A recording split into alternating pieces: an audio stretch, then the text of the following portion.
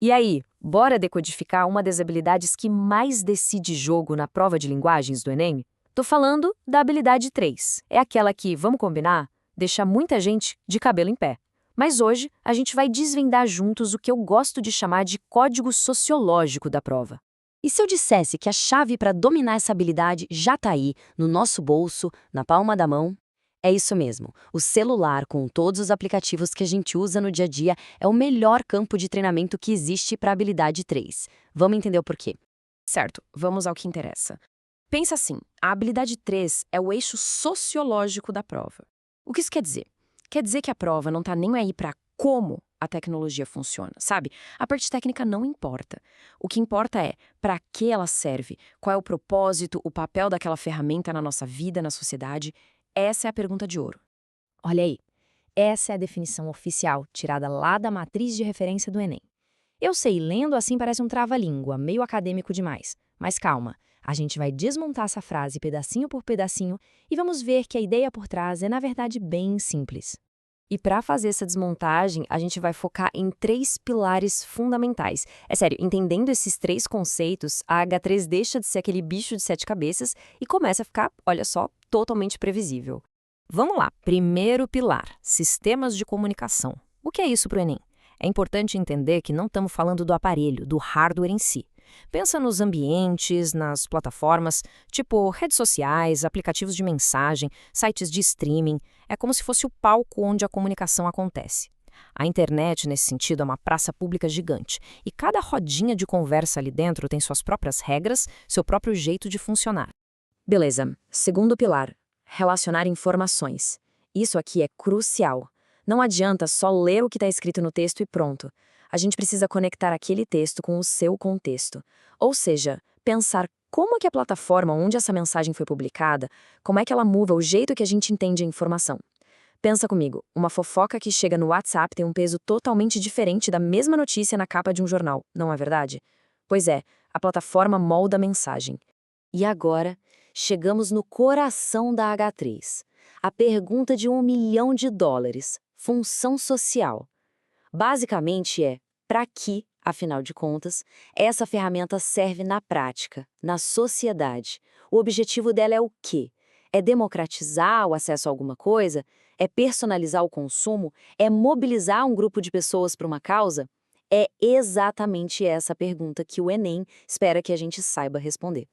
Ok, a teoria ficou clara, né? Agora vem a parte mais legal. Vamos ver como tudo isso funciona na prática, resolvendo questões que já caíram no Enem, porque no final das contas é botando a mão na massa que o conhecimento se fixa de verdade. Vamos pegar nosso primeiro exemplo. Imagina um texto sobre a Wikipédia. O texto descreve como ela é uma enciclopédia colaborativa, dinâmica, com atualização em tempo real, ou seja, o exato oposto daquele modelo antigo das enciclopédias de papel, que eram lentas, fechadas. E aí, a pergunta da questão, como a gente pode imaginar, vai ser exatamente sobre a função social dessa baita mudança. Então, como a gente resolve isso? O raciocínio é um método, quase um passo a passo. Primeiro, qual é a ideia central do texto? A gente viu que é o contraste claro entre o modelo antigo, com poucos autores, e o modelo novo, com muitos autores, certo? Segundo passo, o que o comando da questão está pedindo? A função social. Perfeito. E terceiro, agora é hora de analisar as alternativas e ir eliminando aquelas que fogem desse foco. E olha só como a resposta certa se encaixa como uma luva. A função social da Wikipédia não é só dar acesso à informação, isso seria muito simples. O ponto-chave é que ela transforma qualquer leitor em um potencial produtor de conhecimento. Ou seja, ela democratiza a produção e não apenas o consumo da informação. Essa é a grande sacada, a virada de chave da questão. Bora para mais um exemplo, um que está super presente no nosso dia a dia. Os algoritmos de streaming de música, de filmes.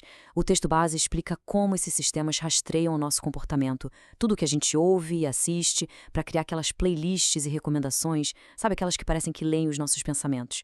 E o método para resolver é exatamente o mesmo, não muda nada. O texto está falando sobre o quê?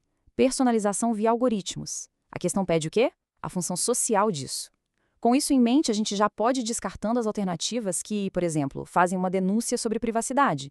Isso seria H4. Ou aquelas que focam só nos recursos da interface do aplicativo. Isso seria H1. E aí a gente chega na resposta.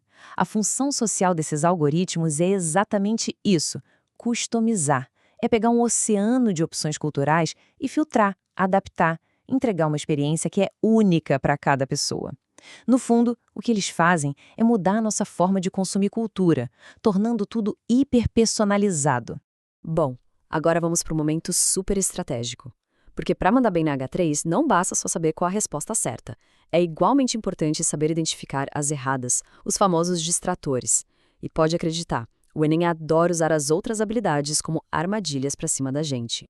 E para isso, deem uma olhada neste mapa. Sério, isso aqui vale ouro. É uma ferramenta para guardar e consultar sempre.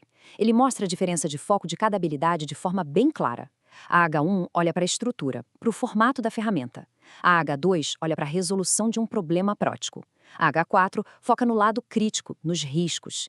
E a nossa H3, ela foca no impacto social, no propósito maior por trás da tecnologia. A confusão mais comum, a armadilha número 1, é entre H3 e H2. Para não cair nela, é só pensar assim. A H2 é sobre resolver um problema bem prático e imediato, tipo um aplicativo para denunciar um foco de dengue. Já a H3 tem um olhar mais amplo, mais sociológico. Ela quer saber como uma tecnologia muda a cultura, como um algoritmo, por exemplo, passa a ditar o que vai ser tendência.